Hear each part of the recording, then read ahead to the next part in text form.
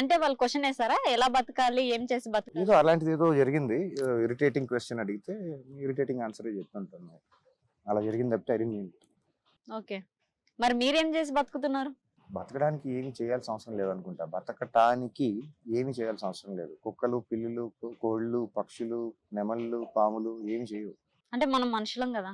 మనుషులు కూడా ఇదే పని చేయాలి, ఇదే జాబ్ చేయాలి అని చెప్పి బై డిఫాల్ట్ నీడ్స్ కదా అవి, ఫుడ్, షెల్టర్. నీడ్స్ వేరు, వాంట్స్ వేరు.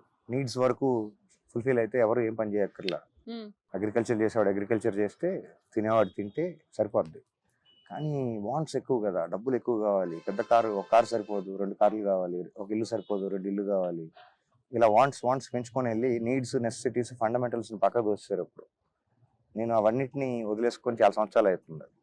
Basic comfort zone, basic necessities, needs. I think నేను సర్వైవ్ అవుతున్నాను కదా. నేను ఏం చేసినా చేయకపోయినా నాకు వర్కౌట్ అవుతుంది కదా. నేను ఇప్పుడు చేసి ఏం చేయాలి బేసికలీ, ఎందుకు చేయాలి? అంటే సంపాదించి ఏం చేయాలని అని అనుకుంటున్నారు.